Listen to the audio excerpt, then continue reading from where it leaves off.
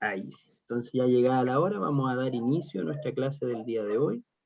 Vamos a iniciar orando primeramente para que el Señor sea en medio de esta clase, sea en medio de nosotros, ¿cierto? Nos abra el entendimiento, nos guíe por medio de todo esto que vamos a ir revisando en este día. Amén. Y le vamos a pedir a nuestra hermana Erika si nos puede guiar en esta oración.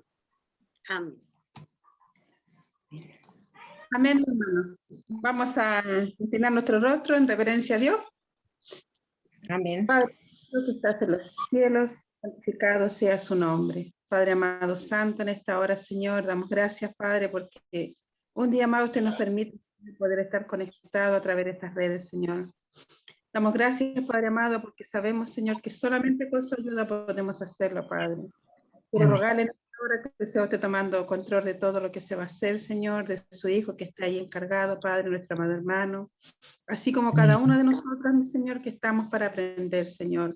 Ábranos el entendimiento, Señor amado, sea usted sacando todo pensamiento ajeno para que podamos estar con un corazón dispuesto para poder aprender de usted, Señor amado. Porque sabemos que todo lo que viene de parte suya es bueno, Señor Santo. Te ruego por cada uno de mis hermanos, por mis pastoras que se encuentran, Señor, ya preparándose, Señor, para esta bendición, la cual tienen que tener mañana cada pastor, cada pastora. Sea usted con cada uno de ellos, Señor amado, guardándole en el camino, Señor Santo. Y que todo lo que se haga sea para la gloria y honra de su nombre, mi Señor. Así también por mis hermanos que están conectando, por los que quizás no pueden en este día, mi Señor, por tantas cosas, por tantos quehaceres, Señor, se con cada uno de ellos, Señor Santo. Gracias porque en esta tarde he podido darme, Señor, y por todos los que estamos, Señor amado. Y le ruego por su Hijo, el cual usted, Señor, ya ha preparado, Padre, llénelo en gracia, en sabiduría de lo alto del cielo, para que pueda enseñarnos, podamos juntos, Señor, aprender en esta tarde, Señor. Y todo lo dejamos en sus manos, Padre, a través de Cristo, nuestro amado y eterno Señor. Amén. Gloria a Dios. Amén. Gloria a Dios. Gloria a Dios, gloria a Dios. Siempre. Que el Señor nos sea bendiciendo. Entonces, como bien saben, hoy día damos inicio o continuamos nuestra clase de introducción a la sociología. ¿Sí? Hoy día nos toca la segunda parte de nuestra clase, que ya iniciamos la semana, hace 2 semanas, si no me equivoco, con la ayuda del Señor. Y hoy vamos a ahí aparece una imagen del librito, ¿cierto? Este librito blanco, Introducción a la Sociología. Ahí sí. Y hoy nos quedan 6 lecciones por revisar, así que vamos a hacer lo posible de avanzar hasta llegar a lo más posible. Tenemos la lección número 5, individuo y socialización. La lección número 6, socialización y el ciclo de vida, o el ciclo vital. Lección número 7, tipos de sociedades antes del modernismo. La lección número 8, el mundo moderno, la sociedad industrializada. Y después la lección 9 y 10, interacción social y vida cotidiana. ¿Ya? Entonces aquí nos va a dar como un contexto en realidad de la sociología a nivel general. Yo estoy leyéndola, ya nos va a mostrar más o menos cómo se ha ido desarrollando el mundo, cómo se ha ido desarrollando las civilizaciones, cómo estas van, también las culturas van asociadas a nuestra forma de ser, de vivir y de movernos. ¿Ya? Entonces todo eso lo vamos a ir revisando. ¿Se escucha bien? Si no me comentan para colocar un audífono. ¿No? Ya, se escucha bien. Entonces, seguimos. Ahí yo subí el volumen. Y vamos a la lección número 5. Dice, individuo y socialización. ¿Ya? Encontramos aquí, dice, la socialización es el proceso por el cual la criatura indefensa se va convirtiendo gradualmente en una persona consciente de sí misma. ¿Ya? El aprendizaje y la adaptación continúan durante todo el ciclo de la vida. ¿Qué significa eso? Que nosotros nacemos y al momento de ya nacer empezamos a tener ciertas cualidades o esta cierta capacidad para sociabilizarnos, que va aumentando al correr los años. ¿Ya? Entonces, dice que desde que nosotros nacimos al principio empezamos a recibir distintos estímulos también de nuestro alrededor, ¿cierto? De todo lo que nos va rodeando, y eso en parte va definiendo cómo nosotros vamos a ir comportándonos y moviéndonos alrededor de la vida, ¿ya? Entonces, esta lección nos guía mucho a esto, y aparece aquí niños no socializados. ¿Qué pasa cuando no socializamos? Y hay distintos casos, de hecho, por ejemplo, no sé si han escuchado a Mala y Kamala, o niños lobo también que han ocurrido, o por ejemplo el mismo Mowgli, no sé si han visto la película del niño del libro de la selva, es inspirada en una historia real, ¿ya? De un niño que finalmente es criado a través de animales, ¿ya? Y por lo tanto sus rasgos empiezan a ser muy similares a los de los animales, ¿sí? ¿Ya? En Rusia también se ha conocido parte de niños lobo y así, que en realidad por distintas situaciones lo más probable es que los padres lo hayan abandonado, y finalmente estos niños vienen siendo criados o amamantados por animales y sobreviven, porque igual hay una cierta asociación. Si nos damos cuenta, por ejemplo, cuando usted ve un perrito chiquitito, ¿ya? Pongamos un perrito bebé, ¿lo encontramos feo o lo encontramos bonito? Por lo general encontramos los animales bebitos más bonitos, ¿cierto? Y eso pasa porque también tienen unos rasgos que la naturaleza los ha creado así. Miren, nuestro Dios es tan perfecto que ha creado que cuando somos más pequeños e indefensos, somos más, tendemos a dar ternura a los demás. Si vemos a un cachorrito, lo vemos más bonito. Si vemos a cualquier animal más pequeñito, lo vemos más bonito. Incluso los bebés. ¿Y eso por qué? Porque su carita es más redondita, sus ojitos, toda su forma hace que uno inspire ternura, ¿ya? Es parte de esta socialización. Lo mismo pasó con estos niños que lo más probable es que fueron arrojados hacia los animales sienten estas mismas conductas porque son muy instintivas y naturales, ¿ya? De entre los seres vivos, el niño es el más indefenso de ellos y no puede sobrevivir sin ayuda de un adulto, al menos durante los primeros 4 o 5 años de vida, ¿cierto? Entonces, y aquí vemos el caso de un niño o el niño salvaje de Aveyron, que es el de la imagen que tenemos aquí en la presentación, ¿ya? Este fue un niño que más o menos fue encontrado cuando tenía alrededor de 11 a 12 años, con rasgos totalmente de animal. ¿En qué sentido? De que no se vestía, hacía todas sus necesidades donde le venían sus necesidades por realizar, comía de una forma también animal, y vimos un niño que no se sociabilizó, o sea, que no compartió con otros niños o con nuestra sociedad, y sus rasgos son similares a la cultura o la sociedad que lo abrigó. En este caso, lo más probable es que hayan sido animales, ¿ya? Entonces, ¿qué se ve en este niño? Y ahí vienen varias páginas donde empiezan a ver qué estudios se hicieron con él, se dieron cuenta que él oía bien, escuchaba bien, podía emitir sonido, refería a los olores y todo, pero no tenía esta cultura que tenemos nosotros de estar erguido, de comer, sentado, etc. Entonces, vemos que él fue sociabilizado de otra manera, lo que produjo que incluso él, pasando los años ya incluido en la sociedad, nunca logró, por ejemplo, comunicarse como lo hacemos nosotros hoy en día. Sí decía distintas palabras, sí hacía distintos gestos, pero no logró llegar a una conversación fluida. Como que no había una unión entre eso. Sí había empatía, sí sabía comer y todo, pero nos damos cuenta que los rasgos de sociabilización que se dan en la primera instancia son muy fundamentales para las personas, muy fundamentales, ¿ya? Lo mismo si a nosotros nos privan de este proceso. Hace años me acuerdo que apareció el caso de la mujer gallina aquí en Chile, a una mujer que la encerraron en un gallinero y la tenían solamente con animales, con lentamente empezó a comportarse como también uno de estos animales, o sea, andar en cuclillas, y es terrible porque nos vemos afectados, ¿ya? Entonces la sociología también estudia parte de esto, los niños no socializados y que finalmente carecen de esta disciplina. Pero ¿qué pasa con el desarrollo y la percepción de las personas? Desde la primera semana, dice, miran con mayor interés las superficies decoradas. O sea, aquí empezamos a ver un bebé. El bebé nace, y dentro de estas primeras semanas, si nosotros le mostramos una tabla en blanco, es como que, pero si le mostramos distintos colores, figuras, la guaguita ya empieza como a generar distintos pequeños movimientos, como que ya empieza a interpretar el mundo de otra forma, ¿cierto?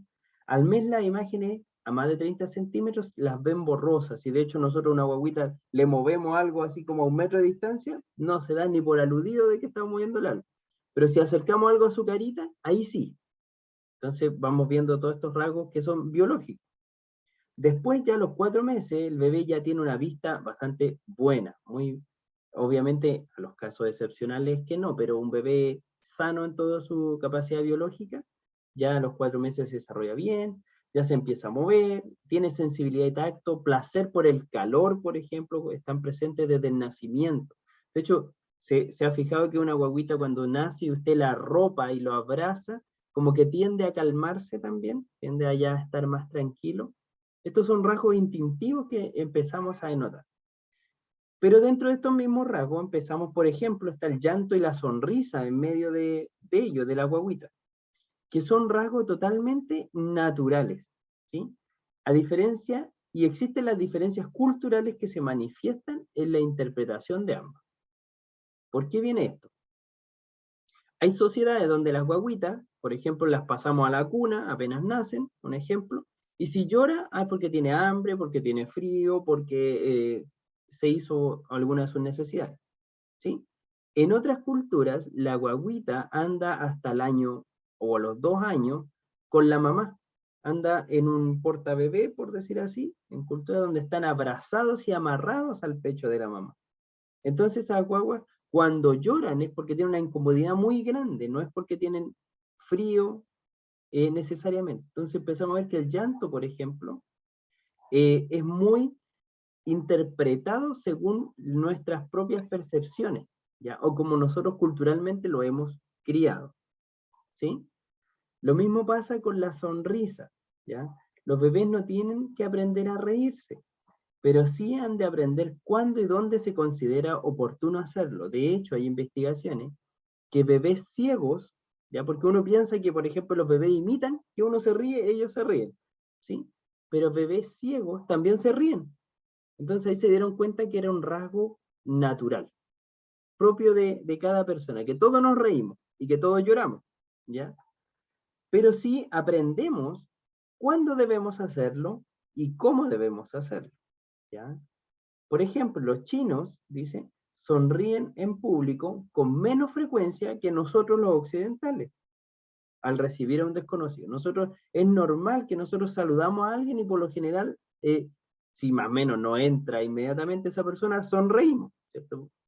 Porque típico que tenemos cierta, también no podemos negar que muchas veces venimos con nuestras cargas personales y alguien no nos cae bien de entrada y no le vamos a sonreír, pero por lo general nosotros sonreímos, ¿sí? En cambio los chinos, por su cultura, sonríen menos que nosotros en público. En privado sí lo hacen mucho, ¿ya? Y eso es un rasgo cultural que vamos aprendiendo, ¿sí? O se da cuenta, por ejemplo, según nuestras familias. Nosotros, hay muchas familias que son de abrazo, de cariño, de una muestra afectiva muy de piel, ¿sí? Y sus hijos también son así. En cambio hay otras familias en que no se da mucho este rasgo, sino que es más de lejos, y también los niños interpretan de esta misma manera, ¿sí? O como lo podemos ver, por ejemplo, en la cultura europea, que son mucho más fríos que nosotros los latinos, ¿sí?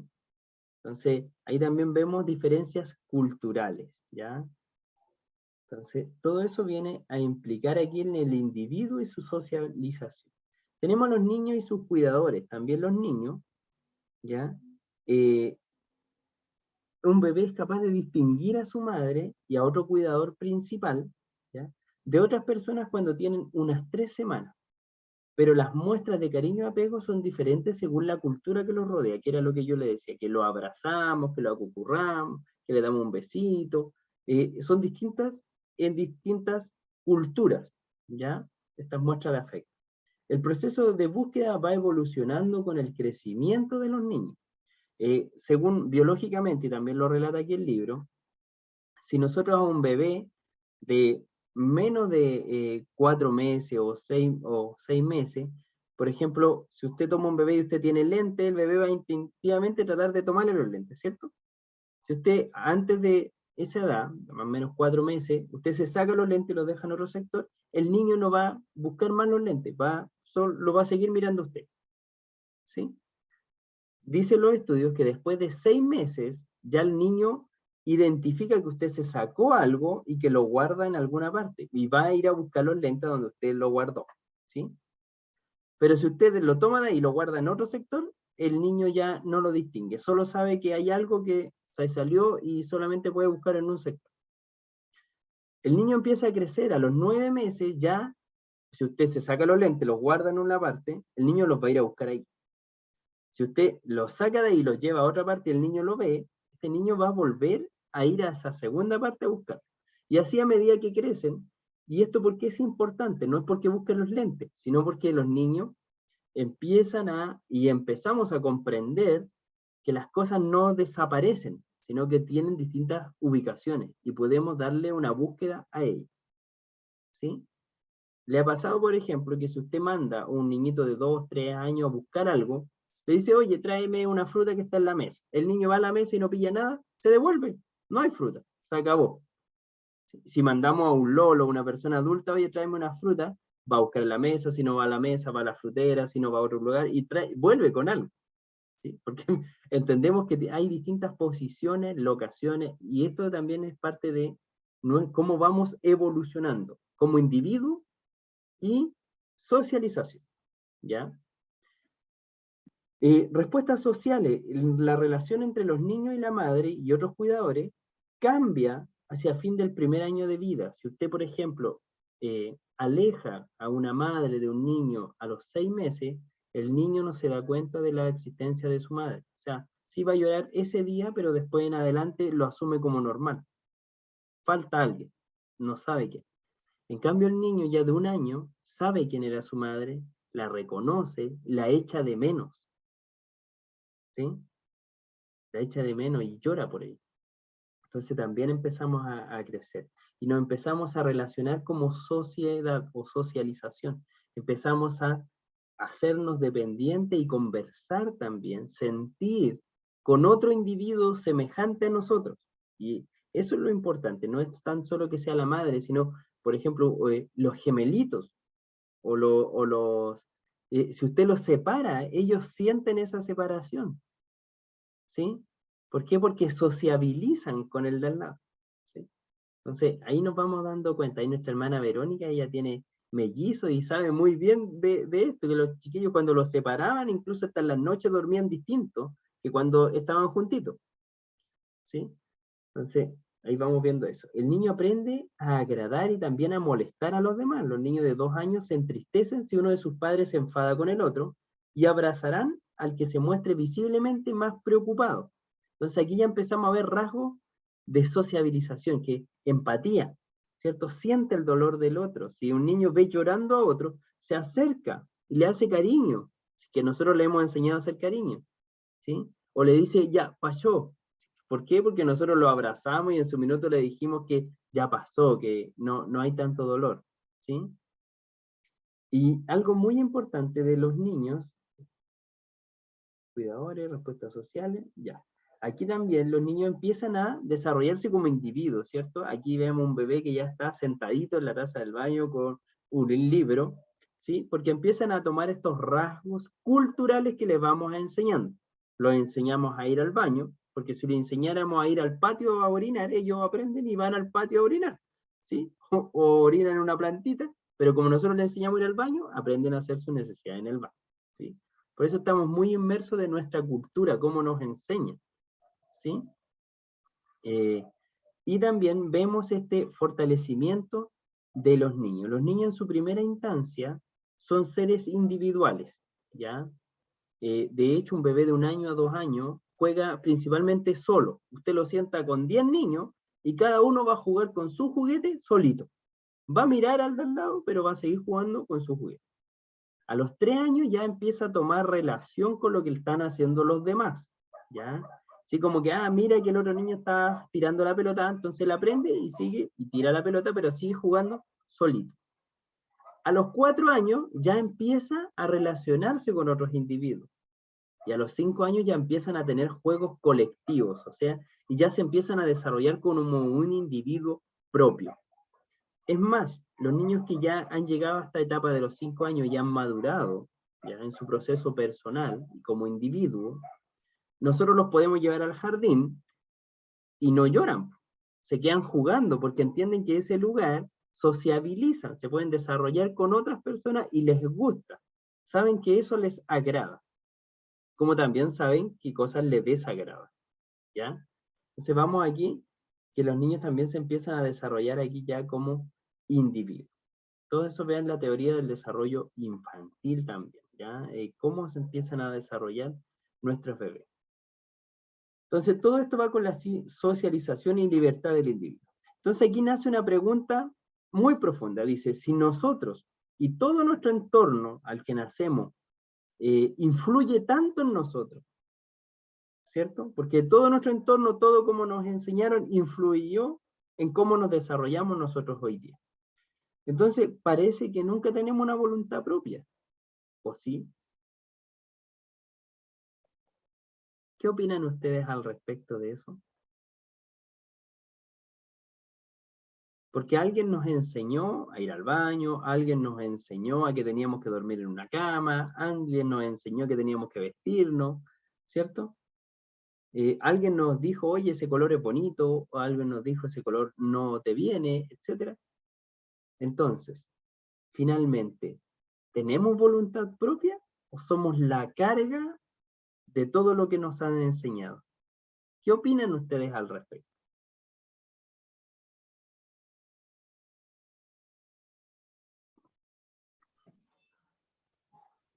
Creo que todos llevamos una forma de la pequeña infancia de la crianza. No es una que la hayamos adquirido nosotros en el paso de los meses y de los primeros años, sino que va con la enseñanza de los papás en este caso. Es así como nos vamos formando. Creo que esa es la respuesta. Solo no podríamos tomar hábitos ni instrucciones si no nos fueran enseñados. Claro. Entonces vemos que, claro, la carga cultural nos ayuda y nos moldea en cierto aspecto, ¿ya? Pero no son patrones decisivos. Y eso es importante y es bueno. ¿Qué significa eso? Que nosotros, en nuestro mismo hogar, nosotros tomamos a nuestros hijos y los podríamos haber enseñado a todos iguales, ¿ya? Todos con la misma regla, y cada uno va a tener su individualidad. Claro, todos llegamos, podemos crecer hasta cierta edad con el mismo patrón. Y ya teniendo después en el crecimiento, cada uno va desarrollando su propia personalidad, su forma de ser en forma individual. Siempre tratando de acatar la enseñanza y las reglas del hogar, pero uno siempre se sale porque somos todos diferentes. Exacto. Entonces, eso es bueno, o sea, sí tenemos esta libertad, sí tenemos un libre albedrío, sí tenemos una forma de pensar y de crecer autónomo. ¿Ya? Dice aquí, el hecho de que desde el nacimiento hasta la muerte interactuemos con otros, condiciona, sin ninguna duda, nuestra personalidad, la va a condicionar, estamos claros en eso, ¿ya? Los valores en los que creemos y el comportamiento que desarrollamos. Sin embargo, la socialización también es el origen de nuestra propia individualidad y libertad, ¿ya? En el curso de la socialización, cada uno desarrolla un sentido de identidad propia y la capacidad de pensar y actuar de forma diferente, ¿ya? Es más, contra más, ¿cómo se llama? Exposición tenemos a las distintas culturas, más conocemos qué es lo que nos gusta, ¿ya? ¿Qué significa eso? Por ejemplo, si usted hoy día mira su televisión, ¿ya? Y ve miles de personas vestidas de diferentes formas, se dice, esa me gusta, esa me gusta, esa me gusta, esa no me gusta, no me gusta, no me gusta, así me gusta. ¿Sí? Entonces, estamos expuestos y eso nos ayuda también a decir, este soy yo, así me gusta, empezamos a elegir. ¿Sí? Entonces, claro, la cultura nos rodea, pero finalmente sí tenemos una individualidad, un comportamiento personal e individual. ¿Ya? El resumen de este libro, o de esta unidad, dice, somos socializados desde la primera infancia, ¿ya? Desde que somos bebé en adelante. El niño percibe que es un agente independiente, viendo a otros comportarse con él de una manera normal. Es un estadio posterior al entrar en los juegos organizado y aprender sus reglas. El niño llega a comprender al otro generalizado, es decir, los valores generales y las reglas morales. ¿Sí? De hecho, por ejemplo, si hacemos que niños jueguen a la pelota, le pasamos una pelota a niños de 2 años, 3 años, van a querer tomar la pelota y jugar ellos. ¿Sí? La pasada que un bebé siempre toma la pelota y se arranca con la pelota para jugar él, pero ya después empieza a sociabilizar y entiende que es un juego colectivo, de que hay que dar un pase, etcétera, distintas cosas, ¿ya? Aprendemos las características de nuestra cultura a través de la socialización, que es el proceso por el cual, mediante el contacto con otros seres humanos, el indefenso bebé se va convirtiendo gradualmente en una persona consciente de sí misma, con conocimiento y diestra de las manifestaciones de una cultura dada. ¿Sí? Entonces vamos aumentando nuestra sociabilización. Es decir, por ejemplo, un niño de 5 años, lo colocamos en una mesa y lo dejamos con frutos, por ejemplo, y si que está sociabilizado con los demás de la casa, lo más probable es que él le dé a cada uno una porción, si la separamos en porciones, ¿sí? Cuando estamos sociabilizados. Si no, nos vamos a comer todo, ¿ya? Pero es parte de este proceso de sociabilización, ¿ya? El libro nos lleva a una pregunta, ¿ya? Que dice, es la 5, ¿cierto? En base a la lección, individuo y socialización, explique brevemente lo que a su parecer es lo más importante de esta lección. Y ahí usted tiene que, en base a lo que comentamos y lo que dice el libro, qué es lo que para usted es lo más importante de esta lección. ¿Amén? ¿Alguna duda, consulta? ¿O avanzamos a la siguiente? Avanzamos. Lección número 6. ¿Ya? Dice, la socialización y el ciclo vital. ¿Ya? Y ahí colocamos una imagen, ¿cierto? Donde se ve una niñita de bebé, niña, una jovencita, una ya adulta, una Lola, una mujer, ¿cierto? Y ahí empieza el otro ciclo, ¿ya? Porque nosotros como que vamos hacia arriba y después empezamos la otra parte de nuestro ciclo, ¿sí? Los estadios del ciclo vital tienen una naturaleza tanto social como biológica, ya nos comportamos como una sociedad, pero también biológicamente aumentan los años, aumenta la fuerza y llega en su minuto donde también empezamos a decaer en fuerza, ¿sí? Por decir algo, una persona de 30 años tiene mucho más fuerza que un niño de 10, pero a los 50, 60 años tenemos menos que una persona de 30, ¿sí? Es nuestro ciclo ya biológico. Y recibimos la influencia de las diferencias culturales y las circunstancias materiales las que vive la gente en determinados tipos de sociedades. ¿Ya? Por ejemplo, en la infancia, aquí que aparece, en la infancia se sitúa entre el momento en que se deja la cuna y comienza la adolescencia. Ese proceso le llamamos infancia. ¿Ya? Este concepto de infancia es nuevo, medianamente nuevo, hace 2 o 3 siglos. De hecho, en las pinturas de la Europa medieval, o las más antiguas, vemos a los niños vestidos como adultos, ¿sí? Los pintaban igual, los vestían, y incluso si damos una mirada hacia nuestro pasado, hace 100 años atrás, 80 años atrás, ¿a qué edad se iba a trabajar? Empezaban a trabajar a los 7, a los 8 años, a los 12 años, 11 años. ¿Sí? Y eran totalmente normal, era la edad para empezar a trabajar, ¿sí? Entonces vemos que ahora, claro, se ha dado un concepto mucho más fuerte de la infancia, como de resguardo a esa edad, ¿sí? Pero eso es medianamente nuevo, antes no era tan así, ¿ya? Hasta los comienzos del siglo XX, en Gran Bretaña, por ejemplo, la mayoría de los países occidentales, los niños de tan solo 7 u 8 años empezaban a trabajar, ¿sí? Y nosotros también lo vemos en nuestra sociedad. Este es el proceso de infancia. Después pasamos por un segundo proceso, que es la adolescencia, ¿sí? Y adolescencia viene de adolecer, de falta de, ¿ya? Entonces, claro, tenemos aquí a niños o jóvenes que se creen adultos, pero adolecen de muchas cosas, ¿sí? Aquí vemos también esos comportamientos en que quieren ser grandes, pero siguen siendo niños, ¿sí? Se encuentran ahí como en la mitad, ¿sí? Donde la pubertad está a mil, donde ya encuentran que son hombres o son mujeres y pueden hacer ciertas cosas, pero resulta que no miden consecuencias porque adolecen, faltan de, ¿sí? Son más impetuosos, y yo creo que todos alguna vez hemos compartido y vivimos la adolescencia y hemos compartido con adolescentes y sabemos cómo más o menos es este proceso, ¿sí? Los adolescentes, las sociedades tradicionales, tienen menos que desaprender de las sociedades modernas, ya que el ritmo de cambio es más lento.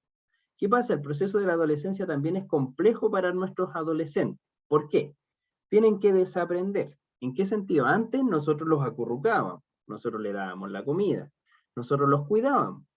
Entran en un proceso donde les empezamos a dar responsabilidades. O sea, tienen que desaprender de que el papá o la mamá le va a dar la comida. Ahora ellos se tienen que servir solos, ¿sí?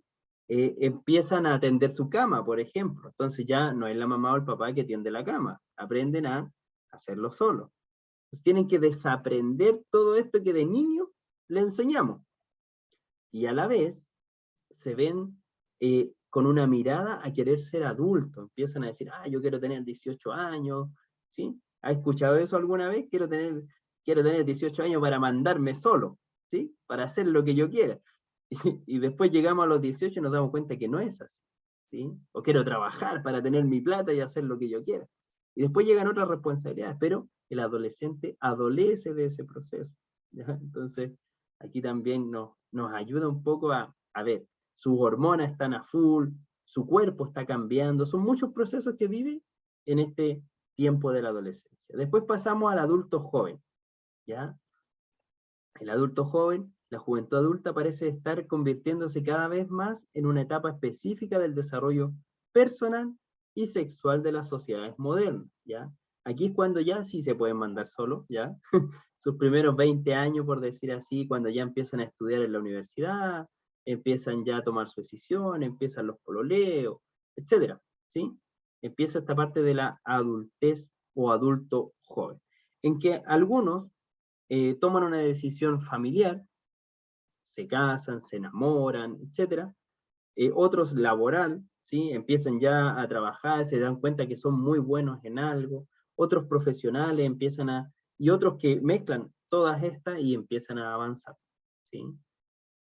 Este periodo de adulto joven. Después viene ya la edad adulta, ya cuando ya somos adultos maduros, por decir así, ya la mayoría de los adultos occidentales jóvenes pueden aspirar a una vida que se prolongue hasta la vejez.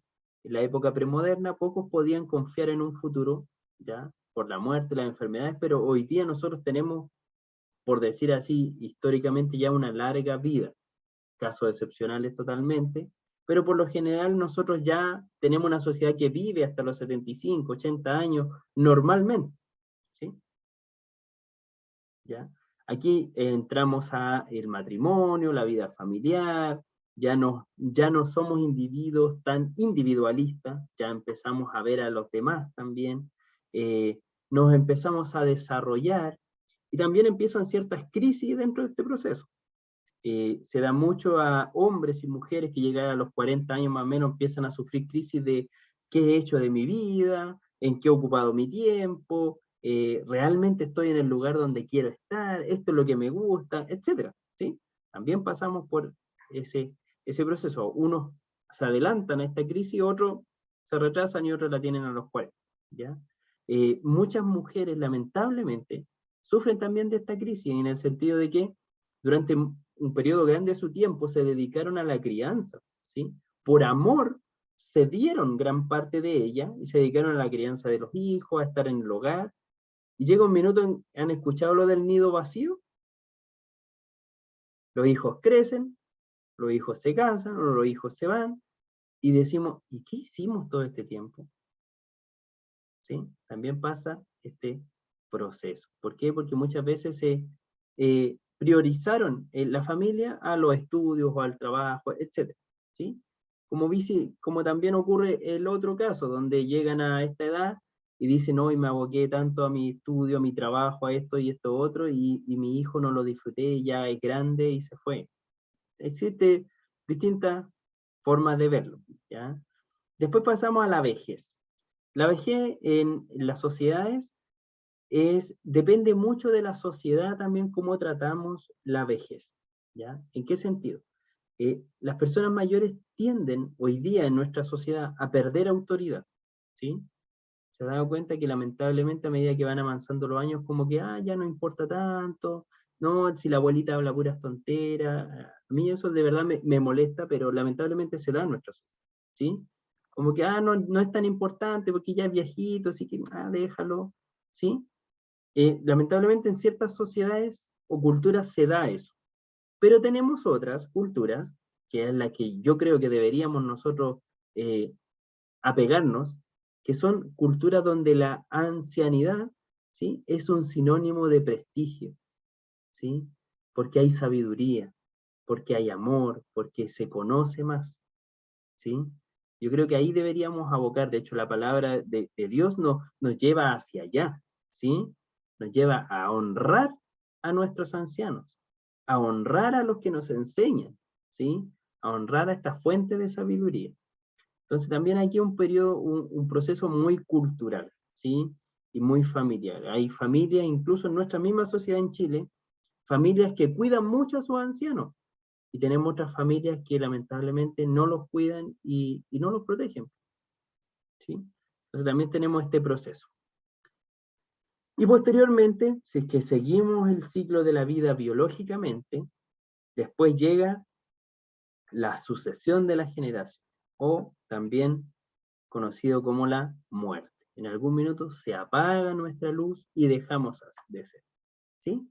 Así es como surge la socialización y el ciclo vital. Así es la vida. En algún minuto nacemos, crecemos, vamos y finalmente, como lo dice la palabra, somos como la flor del campo, ¿sí?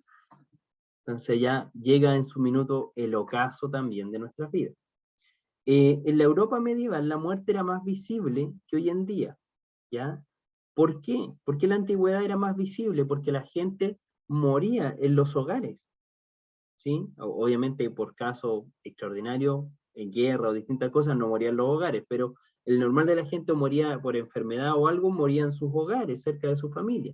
Hoy en día, ¿dónde mueren? En los hospitales, ¿sí? O en lugares apartados de la familia. No vemos ese último respiro muchas veces, ¿sí? Entonces era más común.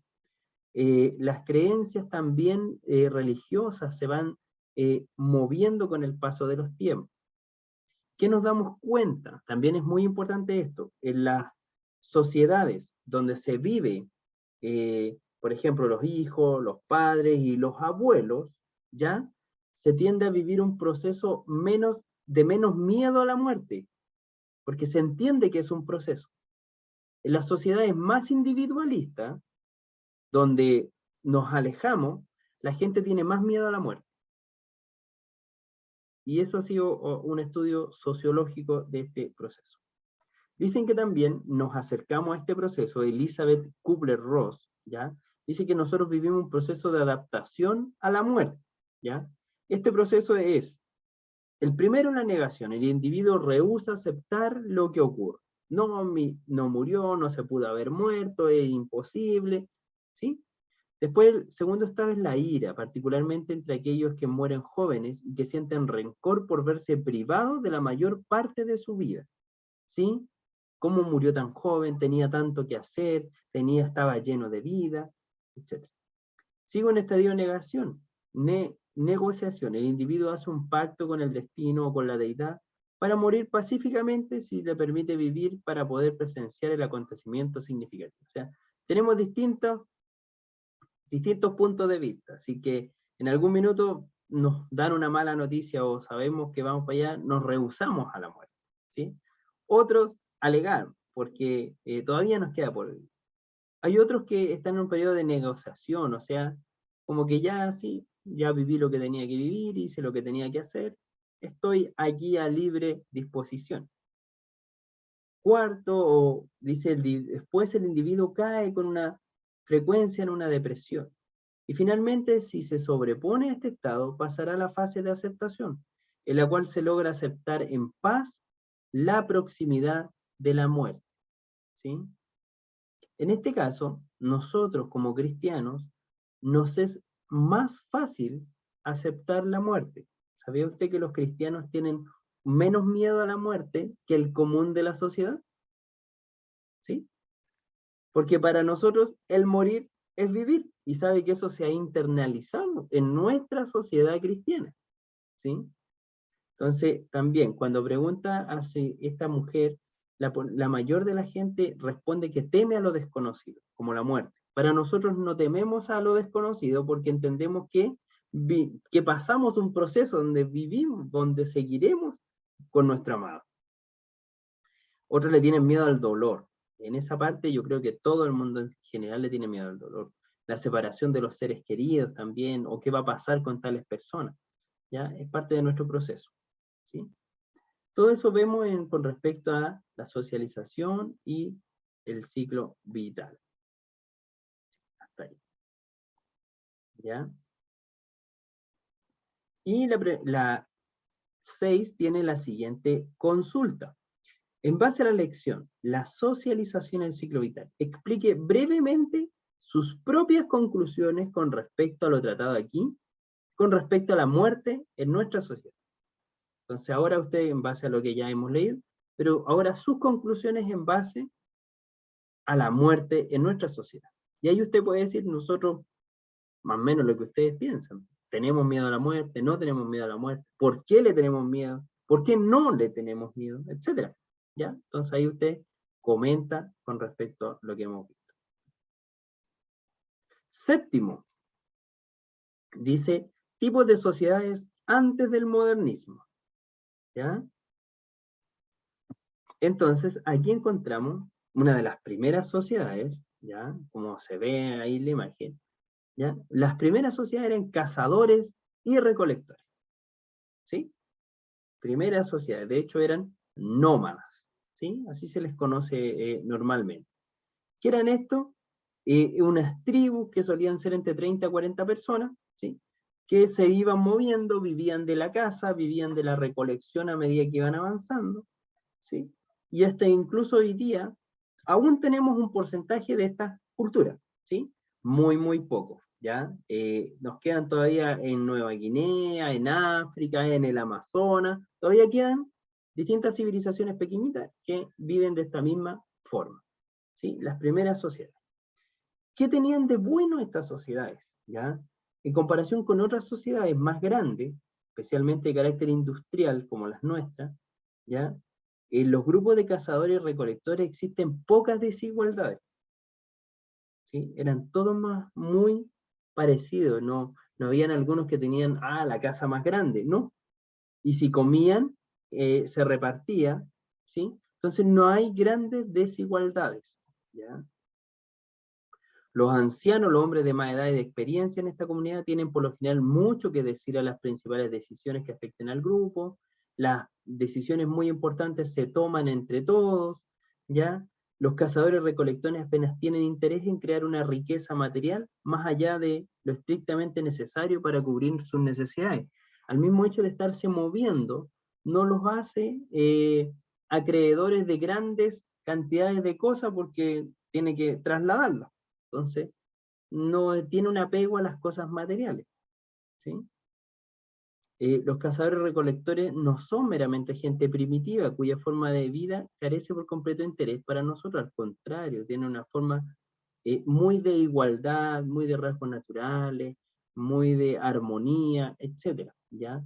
Es más, incluso hasta en las luchas y las guerras de poder no están tan inmersas en esas sociedades de recolectores, ¿sí? Que fueron las más antiguas y que hoy día todavía quedan algunas, ¿ya? Tenemos otro tipo de sociedades, que son los pastores, ¿sí? Y los agrarios, ¿sí? Dos tipos de sociedades más también. Los pastores, ya considerando pastores como todos los que viven de la crianza de animales, llámense vacas, ovejas, cabras, camellos, caballos, chanchos, etcétera, todo el que en realidad mantiene animales para criar, ya no necesariamente pastor de ovejas, ¿sí? Ellos ya se empezaron a expandir más, ya eran sociedades que se colocaron sedentarias. ¿Por qué? Porque obviamente sus animales tenían que cerrar y esto ya produjo que empezaran a vivir una vida más sedentaria. Vivían de todo lo que se realizaba con los animales, ¿sí? Después de esto tenemos posterior la parte de las sociedades agrarias, ¿sí? Entonces, en cada una de ellas, por ejemplo, los pastores dependían del cuidado de los animales domésticos, de su subsistencia material. El tamaño de los grupos variaba según unos pocos cientos de personas a muchos miles, ¿ya? Gobernados por jefes y reyes guerreros. Los agrarios, que son ya los que cultivan la tierra, ¿sí? Compuesto por pequeñas comunidades rurales, sin pueblos o ciudades. Su forma de vida era la agricultura, que solía complementarse con la caza y la recolección, ya como que hacían toda esta labor. Hay más desigualdades que entre los cazadores y los recolectores. ¿Por qué? Porque aquí ya se definen casas, se definen territorios para poder sembrar, para poder cultivar. ¿Ya? Entonces aquí ya empezamos a ver un poco más la desigualdad, empieza a aumentar, ¿sí? Y siempre gobernados por un jefe. Pues pasamos a otro tipo de civilización, no industriales o estados tradicionales, ¿ya? Basadas principalmente en la agricultura, ¿ya? Existían algunas ciudades en las que se concentraba el comercio y la manufactura. De gran tamaño, algunas llegaron a tener millones de personas, aunque son pequeñas en comparación a las sociedades industrializadas actuales. Pero aquí ya encontramos a Roma, Grecia, Egipto, ya sociedades más grandes. Un aparato de gobierno bien diferenciado, encabezado por un rey o un emperador, y aquí ya vemos gran desigualdad entre las clases. Ya se ve el que tiene más poder, ya se ve el que tiene más dinero, ya se ve el que tiene más poder adquisitivo de tener cosas, ¿sí? Entonces, todo eso vemos aquí con respecto a todas estas sociedades y culturas. Vamos viendo que se dan cuenta que a medida que el ser humano menos tiene, hay menos luchas de poder, que cuando ya tenemos mayor poder adquisitivo, hay mayores luchas de poder y mayor desigualdad, ¿sí? Entonces, eso se ve muy reflejado a lo largo de nuestra historia y sociedad, ¿sí? Entonces, en base a nuestra lección número 7, tipos de sociedades antes del modernismo, explique brevemente lo que a su parecer es lo más importante de esta lección. ¿Ya? Esa es la pregunta. Recuerden que yo después igual le envío la prueba, así que no se preocupen, pero es más o menos para que ya vayan en su mente asociando esto hasta este punto. ¿Ya? Pasamos entonces a la 8. ¿Sí? ¿Dudas, consultas hasta aquí?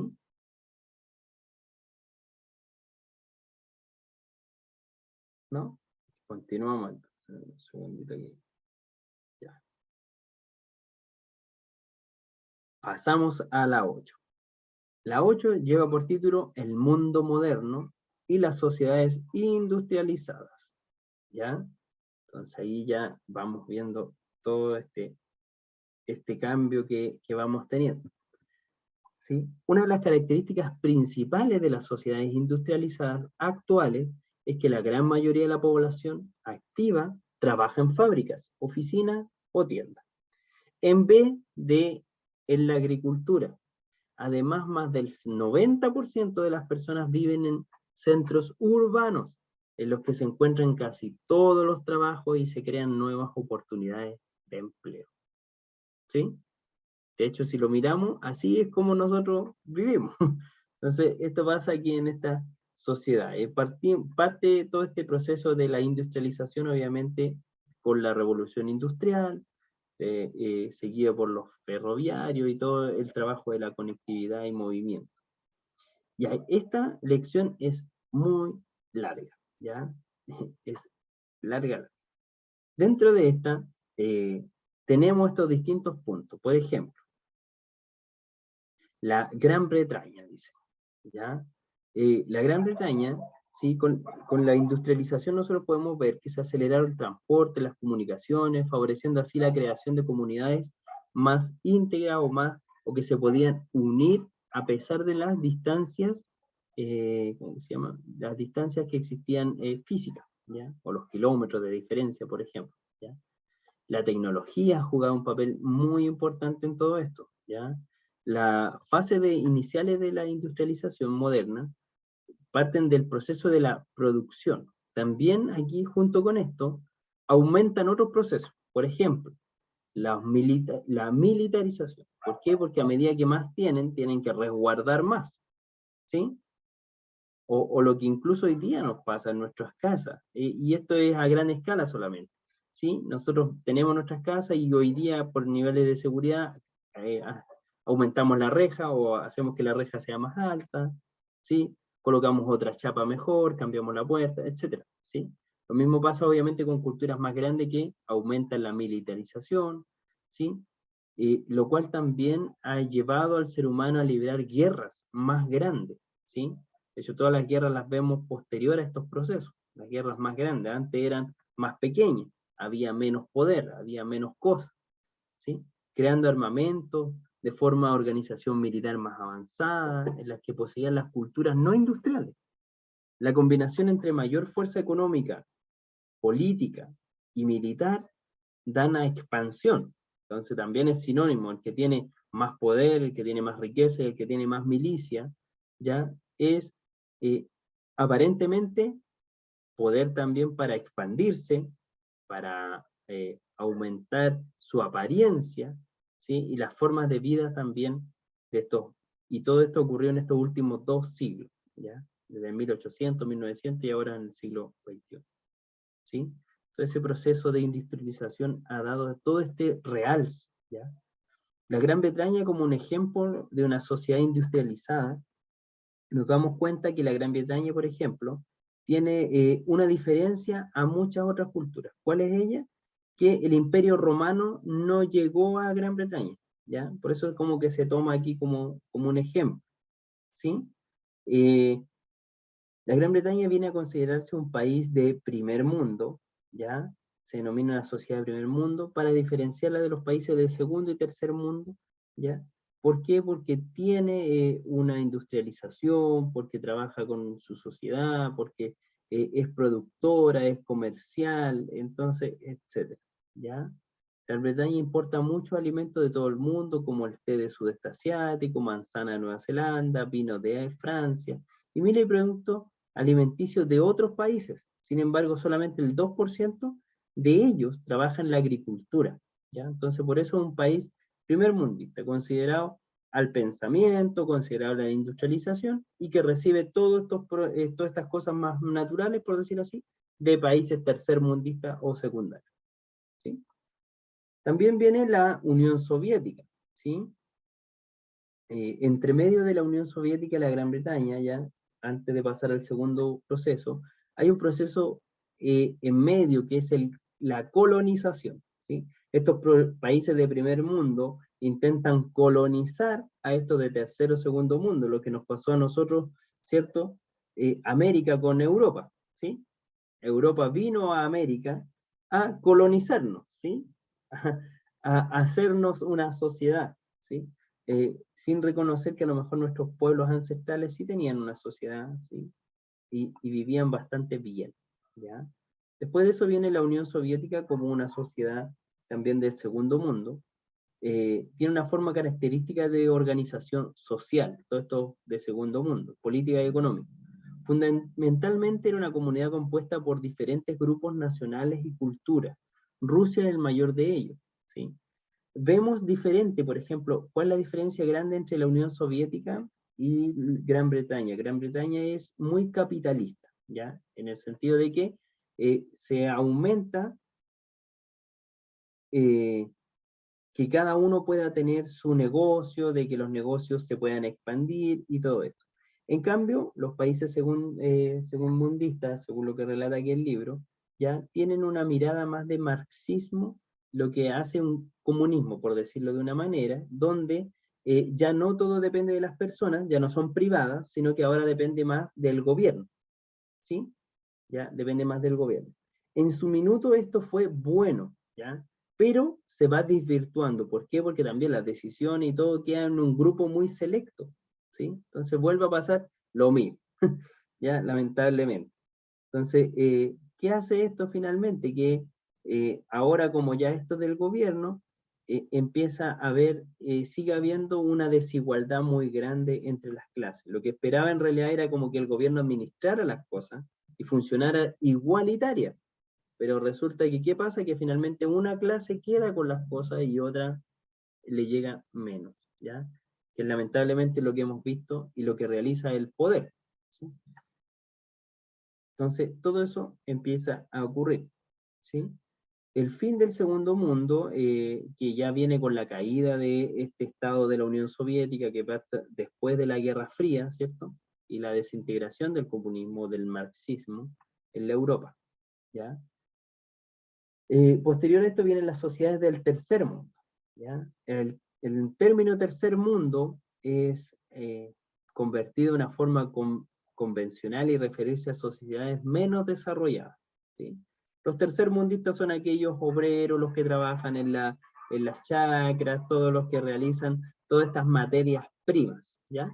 Pero en algún aspecto no resulta muy satisfactorio. Esta etiqueta parece indicar que esas sociedades están bastante alejadas de los países industrializados y que constituyen un mundo aparte del nuestro. Lamentablemente, los países tercer mundo son los que albergan la mayor cantidad de personas y son los que albergan también la mayor cantidad de pobreza a nivel mundial. Ya, eso es muy, muy triste, ¿ya? Unas pocas áreas colonizadas lograron pronta su independencia, por ejemplo, como Haití, que se convirtió en la primera república negra independiente en enero de 1804, ¿sí?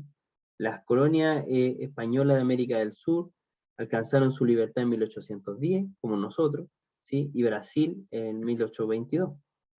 En algunos de los países que nunca fueron gobernados por Europa, ¿cierto? Aquí vemos distintas diferencias. Las condiciones de vida de las sociedades más pobres no solo no han mejorado, sino que se han deteriorado en los últimos años. Se calcula que en el 33 vivían en la pobreza 1.200 millones de personas del tercer mundo, casi un cuarto de la población mundial. Se da cuenta que gran parte de la pobreza se encuentra en los países tercer mundo, ¿ya? Y después da un ejemplo de la India como país tercermundista, la pobreza, ¿sí? Los países recientemente industrializados, y así sigue nuestra lección. Tenemos las características de estas sociedades, por ejemplo, las sociedades de primer mundo, ¿qué los caracteriza?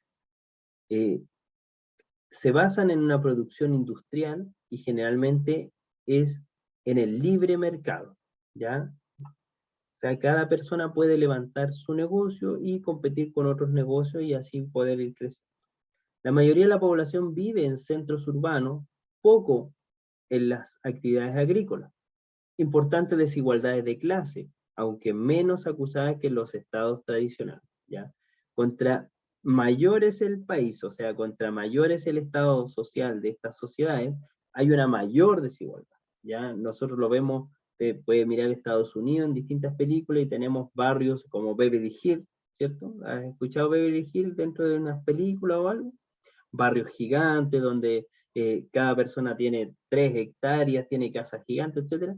Y tenemos también barrios donde viven todos hacinados, ¿sí? No muy lejos también de nuestra sociedad, de nuestra actual, tenemos Locurro, tenemos La Dehesa, tenemos Chicureo, que es muy diferente a nuestras poblaciones. Por ejemplo, nosotros acá tenemos la Parinacota, ¿cierto? Muy diferente a cómo vivimos nosotros normalmente, ¿sí? También vemos esta desigualdad muy marcada. ¿sí? Comunidades políticas y estados de nación diferenciados entre ellos. Encontramos todo esto en países primermundistas. Segundo, vamos a los países de segundo mundo, ¿ya? Se basan en la industria, pero el sistema económico es la planificación centralizada. Una pequeña parte de la población trabaja en la agricultura y la mayoría vive en centros urbanos, o sea, todavía tienen esta dualidad, ¿sí? Subsisten diferencias de clases importantes, comunidades políticas y estados diferenciados, ¿sí? Y los países tercermundistas o del tercer mundo, estas sociedades, ¿ya? Porque estamos hablando aquí netamente de sociedades, no de países. La mayoría de la población trabaja en agricultura, utiliza métodos tradicionales, ¿ya? Parte de la producción se vende en los mercados mundiales, algunos tienen economías de mercado, otras planificaciones centralizadas, y las comunidades políticas o estados de nación son diferenciados entre ellos. Por ejemplo, China, la India, la mayoría de los países africanos y sudamericanos, ¿sí? Son países del tercer mundo, ¿ya? Es como, no sé si has escuchado un dicho, pero por ejemplo a Bolivia. Bolivia se dice que es el pobre sentado en una silla de oro, ¿sí? ¿Por qué? Porque tienen oro, tienen plata, tienen gas, tienen muchísimos recursos naturales, pero no tienen cómo extraerlos. Entonces por eso se dice que es un pobre sentado en un trono de oro, ¿ya? Así nos ven, y estos son dichos yanquis, por decirlo así, norteamericanos, así nos ven los gringos, ¿ya? Tipos de países más recientes o industrializados. Tenemos la sociedad antes perteneciente al tercer mundo, hoy basada en una producción industrial y en general del libre mercado, lo que vimos en China. Por ejemplo, nosotros vamos hacia años atrás y veíamos una sociedad ligada al arroz, ¿cierto? Al trabajo rural, hoy día grandemente industrializado de mano de obra barata, pero industrializado totalmente, ¿sí? La mayoría de la población vive en centros urbanos, pocos trabajan en la agricultura, importantes desigualdades de clase, más acusadas en la sociedad de primer mundo, y los ingresos por cápita son considerablemente menores que la sociedad de primer mundo, que era lo que yo te decía, se considera como mano de obra barata, ¿sí? Por algo se manda a China a hacer cosas, se manda a Malasia a hacer cosas, a Tailandia, porque tienen mayor cantidad de personas y cobran menos, ¿sí? Que si hiciéramos lo mismo nosotros acá en Chile, como país segundmundista, o si se hace en Inglaterra o en Estados Unidos, ¿ya? En estos países se incluye, por ejemplo, Singapur, Taiwán, Brasil, etc., ¿ya? Tenemos también el cambio social y la globalización. Creo que esa PPT, algo le pasó, ¿ya? Tenemos la globalización también, que es todo este proceso en que ahora tenemos y llegamos a las distintas sociedades, que viene a ser la globalización. También es un cambio de época, un cambio de una forma de mirar. Es más, si nosotros hoy día vamos al supermercado, usted va al supermercado, ¿cuántas marcas de paquetes de fideo encuentra? Muchísimas. De arroz, de distintas cosas. Si hacemos una mirada hace 20, 30 años atrás, 40 años, ¿los supermercados existían como existen hoy? ¿O eran como las tiendas de barrio, eran los mini supermercados, mini market también conocidas? ¿Sí? Entonces, hoy en día está mucho más industrializado, tenemos mayores cantidades de productos, y no nos damos cuenta de esto, pero socialmente estamos viviendo en la globalización, ¿sí? De marcas, por ejemplo, hoy día, no sé, vemos incluso en nuestros mismos barrios, ¿sí? Las copias, ¿cierto? Copias de ropa. ¿Y qué ropa se ve? Ropa Gucci, Tommy, ¿sí? A los jóvenes les gustan este tipo de ropa, ¿cierto? Nike, Adidas, ¿sí? Se le hace familiar estos nombres. Resulta que estamos totalmente globalizados, porque esta es la misma ropa que se ocupa en Europa, la misma ropa que se ocupa en India, la misma ropa que se ocupa en China, la misma ropa que ocupa en Estados Unidos. Entonces, como que nos vamos globalizando, ¿sí? No nos damos cuenta de este proceso que ya está en medio de nosotros mismos. Hace 20, 30 años atrás eran muy pocas las personas que tenían un conocimiento, no sé, de Louis Vuitton, por ejemplo. Hoy día ya es súper común, así como, una marca, ¿sí? Los perfumes, ¿sí? Ahora vemos perfumes y también son globalizados, ¿sí? No sé, por ejemplo, Antonio Banderas, es español, y acá en Chile se vende perfume Antonio Banderas, ¿se da cuenta? Entonces vamos viendo toda esa globalización cómo ha empezado. Y todo, obviamente, la industrialización, la tecnología han formado parte también de toda esta globalización, ¿sí? De productos y cosas. La misma tema de las vacunas hoy en día para el coronavirus. Las vacunas, por ejemplo, ¿alguno de ustedes está vacunado? ¿Sí? Ya. ¿La vacuna la crearon aquí en Chile? No, la trajimos de afuera, ¿sí? Entonces ahí vemos también la globalización, ¿sí? Este proceso social que hemos ido viviendo. Los procesos de globalización están entre las transformaciones actuales más importantes. El estudio sociológico, que solo se ocupa de una sociedad resuelta, resulta cada vez más arcaico, ya que el destino de los seres humanos tiende a ser común. Los problemas fundamentales que rodean la vida humana, como el deterioro ambiental, las necesidades de evitar enfrentamientos militares a gran escala, tienen necesidades de un carácter global, ¿sí? Se dan cuenta que a medida que nos vamos globalizando, los problemas empiezan a ser de todo, ¿sí? Y volvamos unos pocos años, y esto es como para que vayamos teniendo ejemplos claros. Cuando nosotros, ¿alguno de ustedes vivió en el campo, por ejemplo? ¿Alguna vez? ¿Ya? Si habían problemas en nuestra casa, quedaban en nuestra casa porque vivíamos a kilómetros de la otra casa, ¿sí? Pero hoy día cuando los vecinos pelean, todos saben, porque vivimos más cerquita, ¿sí? Entonces aquí a gran escala empieza a pasar lo mismo con las sociedades. Antes si peleaba un país con otro, en 1800 daba lo mismo, no teníamos idea. Pero hoy día si un país entra en guerra con otro, nos afecta a todos, porque quizás qué bombas van a tirar. ¿Ya? Entonces ahí vamos viendo estos distintos procesos que somos parte de ellos, querámoslo o no. Esta lección, a pesar de que es muy larga, trae un pequeño resumen al final, ¿ya? Y el resumen dice: el desarrollo y expansión de Occidente condujo a la conquista de numerosas zonas del mundo, alterándose así de un modo radical sistemas sociales y culturas muy arraigadas. Este proceso estuvo asociado al colonialismo, a la imposición de gobierno y del dominio occidental, ¿sí?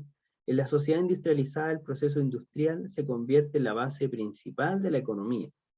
Entre los países industrializados del primer mundo se incluyen, y aquí empiezan, y tenemos nuestro pequeño resumen. Los invito a buscar en su libro este resumen en la página 78, ya que más o menos va a resumir lo que les acabo de comentar de toda la clase, ¿sí? La página 78 más o menos del libro está el resumen, ¿ya? Para que después lo tenga, porque son como 16 páginas, parece esa pura lección, ¿ya? Como cada una de las lecciones, esta también trae una pregunta. Dice, explique, en base a la lección, explique brevemente lo que usted considera que son los aspectos positivos y los negativos de la globalización. Entonces, van a tener que darle una relectura a todo y revisar qué cosas son buenas, qué cosas son malas. ¿Ya? Aspectos positivos y negativos de la globalización. ¿Ya? La segunda parte de nuestra unidad. Son 5 para las 10. Ya, vamos a avanzar un poquito más rápido. Y vamos a irnos al resumen de la lección 9, porque si no, no vamos a alcanzar a hacer la 9 y la 10. ¿Ya? Vamos a dar una pequeña revisada a los resúmenes de ambas.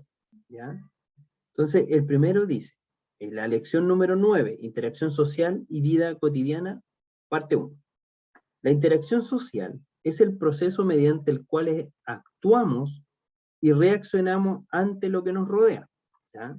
Entonces, interacción social, proceso por el cual actuamos y reaccionamos ante lo que nos rodea, ¿sí? Muchos aspectos aparentemente triviales de nuestro comportamiento cotidiano, una vez analizados, revelan complejos e importantes aspectos de la interacción social. Mirar fijamente puede ser un ejemplo. En la mayor parte de las interacciones de contacto visual es bastante fugaz. Mirar fijamente a otra persona podría interpretarse como signo de hostilidad o en ciertas ocasiones de amor, ¿sí? Estos son rasgos de interacciones sociales, ¿sí? Por ejemplo, y aquí le voy a dar un ejemplo muy, muy burdo, pero a mí me ocurrió. Cuando yo era muy chico, yo vivía acá en Quilicura, hice kinder y primero en La Parinacota, un lugar más o menos difícil, ¿ya? Resulta que cuando un alumno o un compañero de clase a uno lo miraba mucho, era porque iba a haber pelea después, ¿ya? ¿Por qué? Porque está en una cultura más o menos así. Después me cambio de colegio, me llevaron a otro colegio, y ese colegio ya era más bueno, ya no era municipal, etcétera. Pero resulta que cuando yo llegué, un niño me queda mirando feo. Y yo, como venía de esa otra cultura, con un papá no cristiano, hay que reconocerlo, entonces yo me paré y le fui a pegar al niño, porque en mi cultura anterior, el que pegaba primero ganaba. Entonces, ¿se dan cuenta? Y aquí vemos esta interacción, lamentablemente, entre el contacto visual. Si miramos mucho a alguien, puede ser algo bueno, puede ser que estamos enamorados, puede ser que me guste, puede ser... Entonces, depende mucho de nuestra cultura, de nuestra sociedad. A mí me pasó de entre una cultura de un colegio a una cultura de otro colegio, ¿sí? ¿Ya? Y yo creo que cada uno de ustedes también ha tenido esas vivencias. Puede, a alguno le tuvo que haber pasado a lo mejor, que alguien lo miraba mucho y pensó que, ah, mira que ando guapa o guapo hoy día y me están mirando y resulta que teníamos algo en la cara y no hallaban cómo decirnos que teníamos algo, ¿sí? Hay distintas situaciones por las que podemos ir pasando en este tema del estudio, por ejemplo, de la vida cotidiana. También tenemos nuestras rutinas y vamos estos procesos, ¿ya? La comunicación no verbal, ¿ya? La cara, los gestos, las emociones que vamos teniendo, ¿sí? Nuestro lenguaje corporal habla mucho, mucho, mucho de lo que queremos. Si queremos hacerle el vacío a alguien, miramos por otro lado y le damos la espalda, le damos un ladito, ¿sí? Y es parte de nuestra comunicación no verbal. No se lo decimos, pero finalmente nuestro cuerpo igual va dando todo esto. La cara humana refleja varias expresiones diferentes, ¿sí? En general está aceptando que los aspectos básicos de la expresión facial de las emociones son innatos, ¿sí? Por ejemplo, ¿usted le ha dado limón a un niño? ¿Sí? ¿Y cómo se pone así? ¿Cierto? Se arruga entero, expresiones naturales, ¿sí? Los estudios también comparativos demuestran que se dan bastantes similitudes entre los miembros de culturas diferentes respecto a las expresiones faciales y la interpretación de las emociones que reflejan en el rostro humano, ¿sí? Cuando estamos alegres, por lo general sonreímos, en tristeza lloramos, ¿sí? Cuando estamos enojados, nuestro rostro también se muda, ¿sí? Entonces ahí, en un sentido más amplio, el término cara, ¿ya? También puede referirse a la estima que las demás sienten por un individuo. Generalmente en la interacción con los demás nos preocupa guardar las apariencias, salvar la cara, en inglés, es decir, proteger nuestra autoestima, ¿sí? Nuestra forma de ser, ya como algo más interno, ¿sí? Tenemos ahí todos nuestros gestos y cosas que nosotros vamos haciendo. Fruncimos el ceño, ¿sí? Cambiamos, etcétera. Ya todos estos rasgos significativos de nuestra cara y cultura, ¿sí? Si alguien nos hace una broma, podemos enojarnos como podemos reírnos, ¿sí? Son rasgos también propios de nuestra cultura, ¿ya? Después pasamos a otro que son las normas ya sociales, el estudio del habla, la conversación, por ejemplo, o ordinaria, ¿sí? Este tema que también es muy, muy de cómo aprendemos. Si a alguien nos pasa algo, porque nuestra cultura ha sido así, instintivamente decimos gracias, ¿cierto? Si a alguien le pasa algo a usted, le pasa, no sé, una cajita, o le alcanza algo que no alcanzó, oh, gracias, ¿sí? Está en nuestra cultura. Y si alguien no nos dice gracias, nos parece raro, porque cómo no agradeció el gesto, ¿cierto? Entonces, mucho de nuestra cultura, ¿sí? Se debe llamar etnometodología, un término acuñado por Harold Garfield. La etnometodología es el estudio de las maneras que tenemos de interpretar activamente, aunque normalmente dándonos por supuesto lo que los demás quieren expresar con lo que dicen o hacen, ¿sí? Entonces, aquí tenemos normas sociales de habladas y no habladas, ¿sí?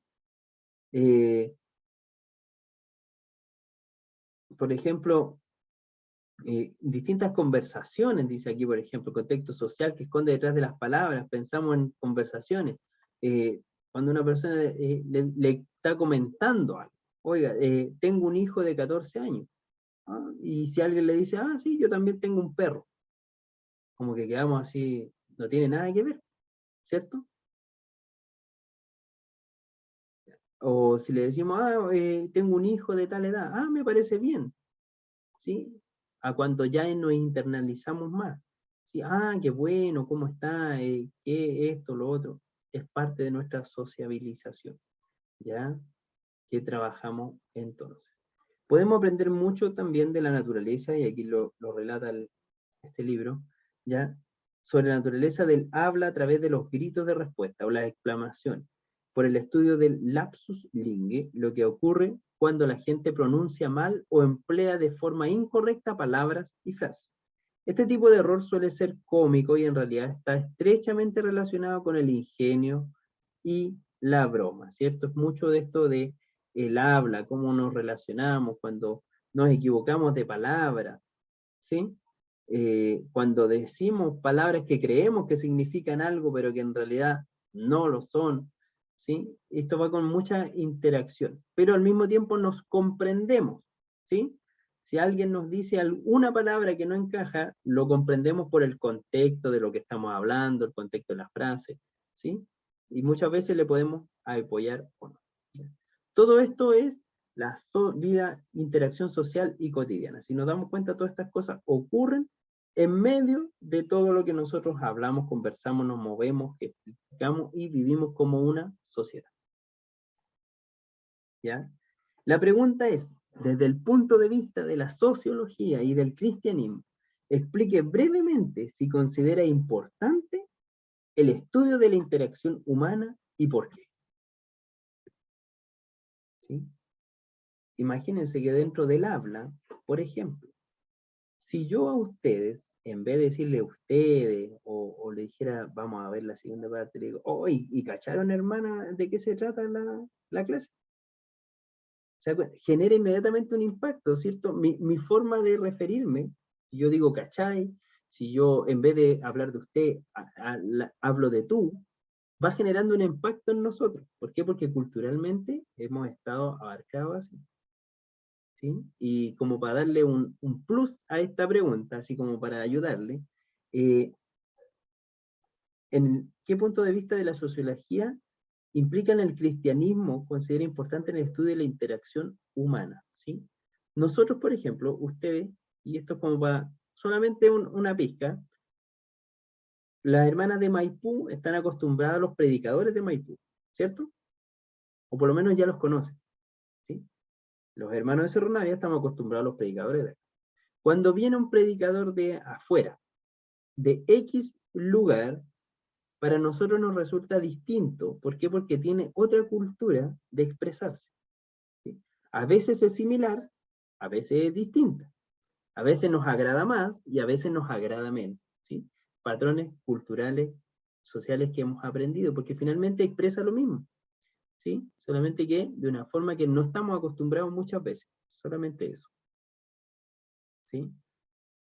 Y incluso para nosotros es muy ligado a acostumbrarnos. Por ejemplo, ahora mismo, si hoy día no hubiese estado yo en la clase y hubiese estado cualquier otra persona dictándole la clase, para ustedes también sería distinto.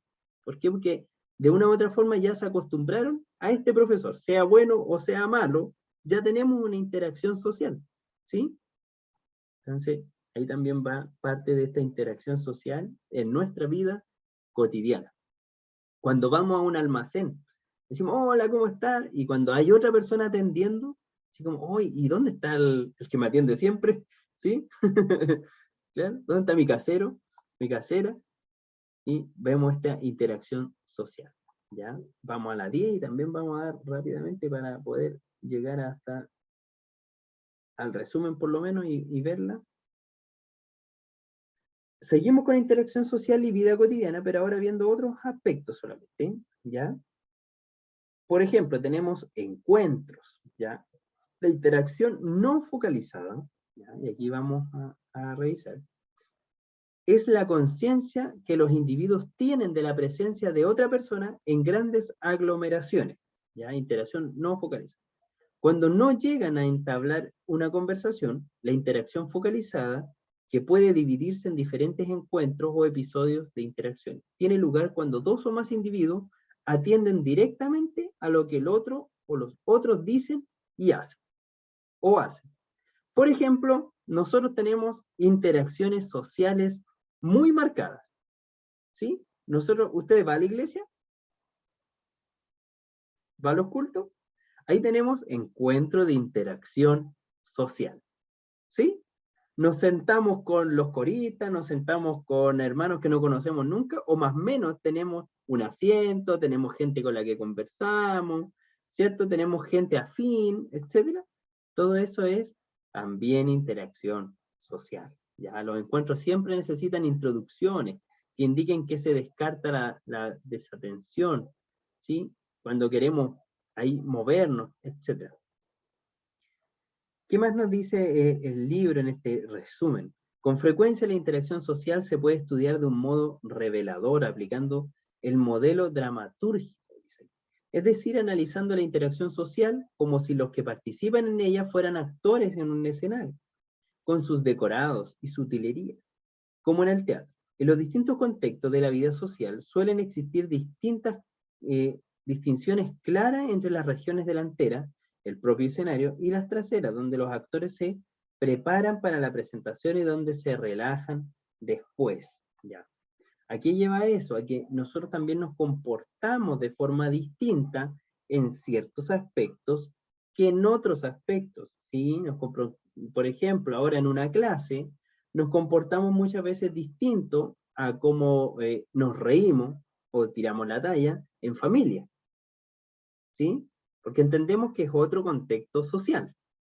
¿Sí? Nos comportamos distinto en la iglesia, nos comportamos distinto cuando vamos al banco, nos comportamos distinto en un cumpleaños, ¿sí? Porque son distintos núcleos sociales donde nosotros nos movemos, ¿sí?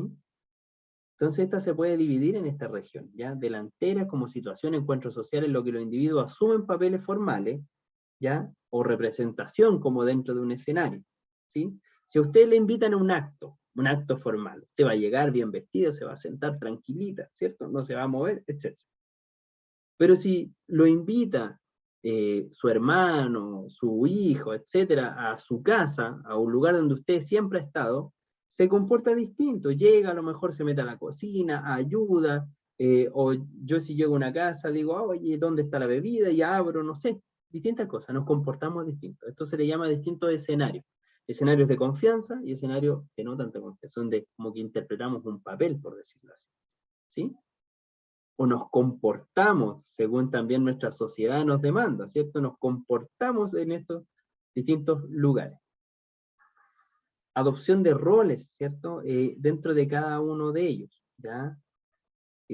También vemos este trabajo. 3. Dice, los roles sociales son las expectativas definidas socialmente que tiene un individuo que ocupa una determinada posición o situación social. Y ante esto nos vemos muy cambiados. ¿Por qué? Porque nos comportamos también dependiendo de dónde estamos, dependiendo de la altura y lo que socialmente se corresponde. Por ejemplo, yo, ya una persona de 30 años, si llego a una plaza y veo niños jugando, lo más probable es que yo no vaya a decir, oye, me dejan jugar a la pelota y juegue con los niños. ¿Sí? ¿Por qué? Porque socialmente como que ya no quepo en esa edad. ¿Sí? ¿Por qué? Porque son patrones que hemos aprendido culturalmente y socialmente. A lo mejor en otra cultura donde todos juegan, sería normal. Pero hoy día, si ustedes ven a un hombre adulto llegando a pedirle a niños que lo dejen jugar, es raro, ¿cierto? Porque socialmente es un patrón distinto. Toda interacción social está localizada en el tiempo y en el espacio, ¿ya?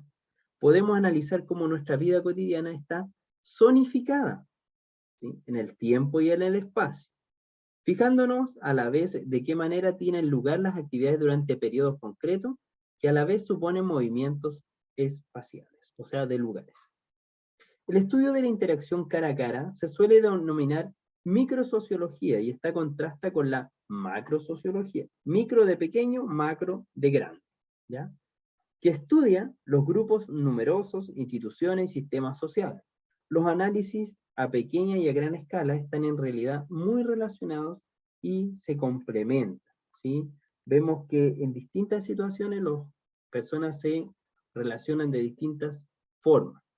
Si nosotros, por ejemplo, hoy día tomamos el metro, nos subimos y tomamos la micro, tomamos el metro, más o menos seguimos el patrón de toda la gente, que se sube, se baja, va a un ritmo de camino, se sube al otro lado, avanza, se sienta si puede, si no se va parado, se afirma, etc. ¿Sí? Seguimos un patrón.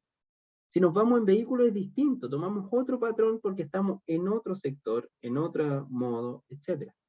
¿Sí? Entonces nuestra vida cotidiana va cambiando nuestra perspectiva. Y estas también se cambian según las culturas en las que nosotros estamos, ¿sí? ¿Ya? Entonces, todo eso aporta a esta última unidad del libro, la número 10. La pregunta dice así: en base a la lección Interacción Social y Vida Cotidiana, parte 2, explique brevemente lo que a su parecer es lo más importante de esta lección. ¿Ya? Y con eso, mis hermanas, las felicito grandemente, porque hoy día han tenido la clase del último libro de cuarto año, así que un abrazo grande, han pasado 4 largos años, ya, que a lo mejor en un principio se veían largos y hoy día ya se está terminando el proceso. Así que muchas, muchas felicitaciones porque han sido constantes, porque están hoy día, porque el Señor las ha ayudado y porque han tomado esta labor con responsabilidad, ¿ya? Nos queda un hito más, ¿ya? Donde yo quiero ser parte también de invitarlas, ¿ya? Nos vemos en nuestro próximo servicio de cierre anual. ¿Se acuerda que tuvimos un culto de inicio este año, donde los invitamos? Ahora ya no estamos en fase 2, estamos en fase 4, o sea, en fase 3, y se pueden hacer cultos. Por lo tanto, va a ser el día viernes 17, ¿ya?